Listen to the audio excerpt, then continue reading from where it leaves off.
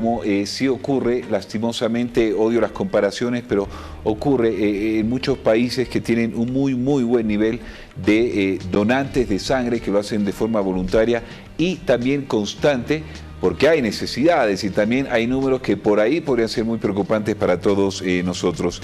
Y justamente de este tema lo hablamos con el doctor Ignacio Alurralde, él es coordinador general del Programa Nacional de Sangre del Ministerio de Salud. Doctor Alurralde, ¿cómo está? Bienvenido. Muy buenas noches, un agrado estar en el canal universitario.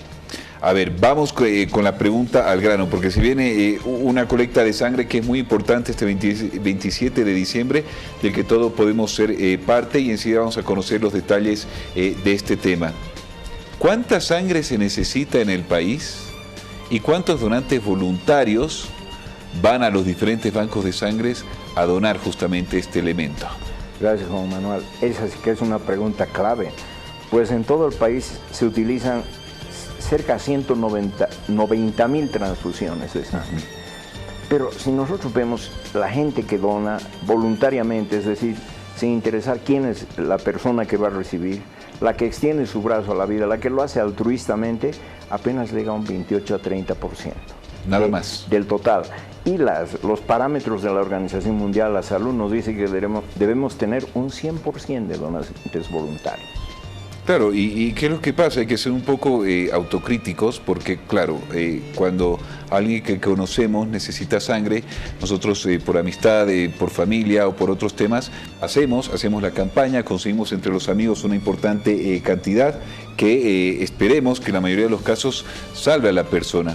Pero tal vez se podría evitar esta desesperación que lastimosamente, espero que no pase, nos podría ocurrir en algún momento, incrementando este porcentaje que me dice, 28-30%, ¿cuál sería el porcentaje ideal? El 100% sería ideal, pero por lo menos se llega a un límite, doctor. Claro, exactamente.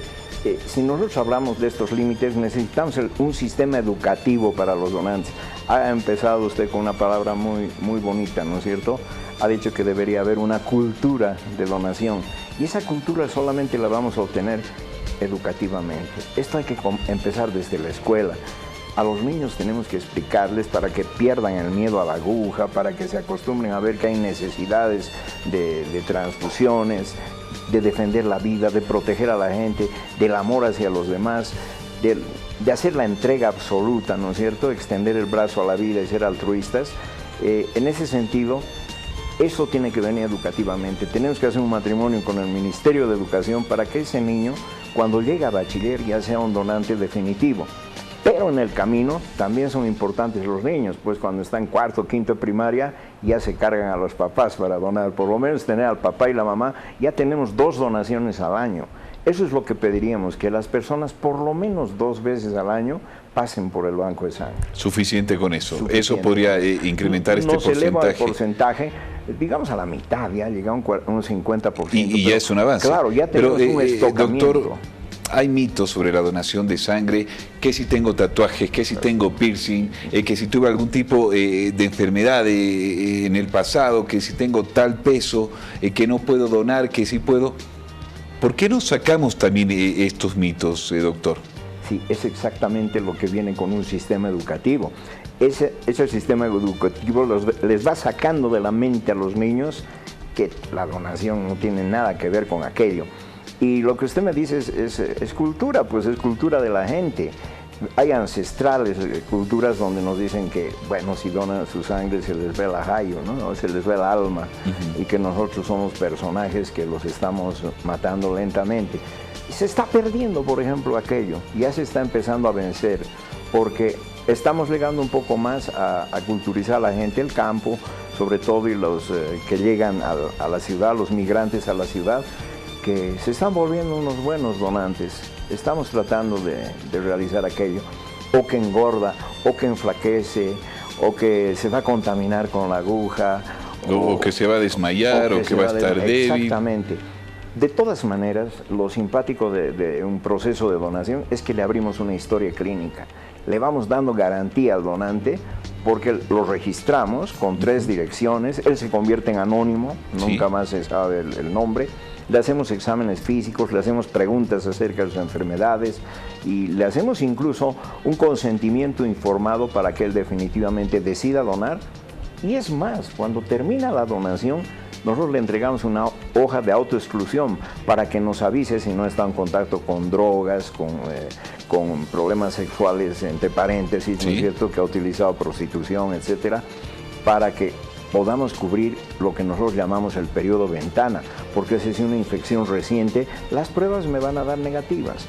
Si en la hoja de autoexclusión la persona inscribe que no debemos utilizar su sangre, no tocamos más esa unidad y se va a cuarentena y la eliminamos. Y es bueno conocer esos factores porque nos dan la seguridad que se suma a los laboratorios que usted me dice.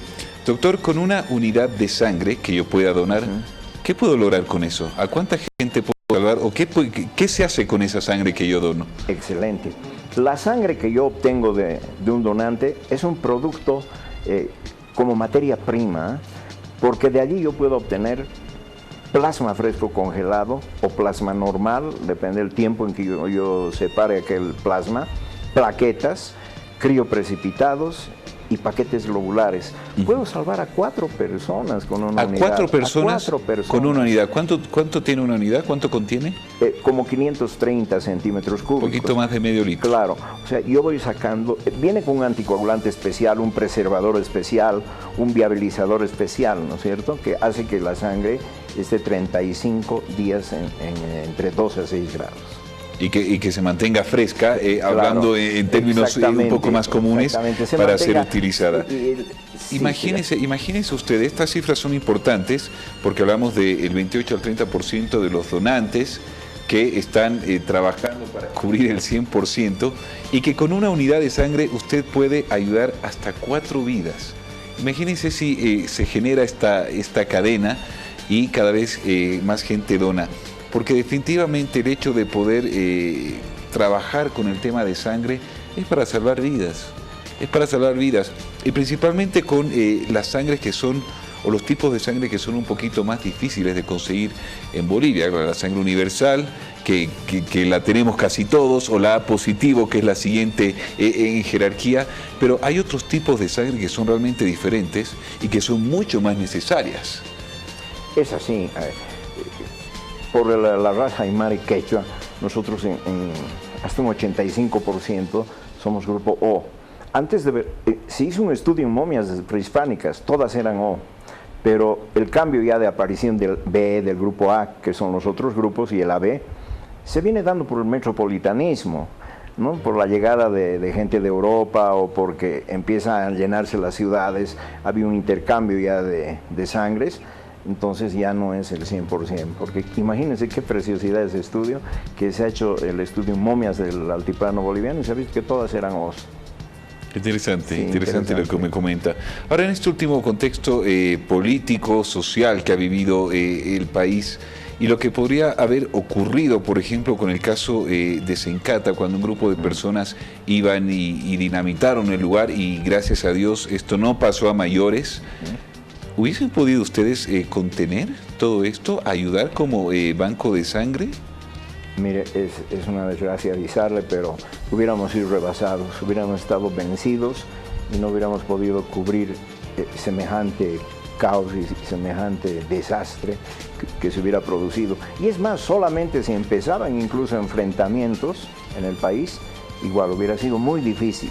Y lo que yo quiero que la gente se grabe, el pueblo, el país se grave, la gran gente que va a donar se grave, que el donante que asiste para poder cubrir estas demandas de emergencia lo hace de gran corazón en este tipo de casos, pero esos son donantes muy emocionales porque ya no vuelven más al banco de sangre, hacen una donación y no vuelven, igual que los donantes que tenemos en las colectas, casi en gran cantidad, estas grandes personas ya no vuelven después de donar una vez. Nosotros lo llamamos, le vuelvo a repetir, donantes emocionales. Claro. Tenemos que ganárnoslos, ahí está nuestro trabajo, para que por lo menos 2 veces al año, como estábamos analizando al principio, pisen un banco de sangre.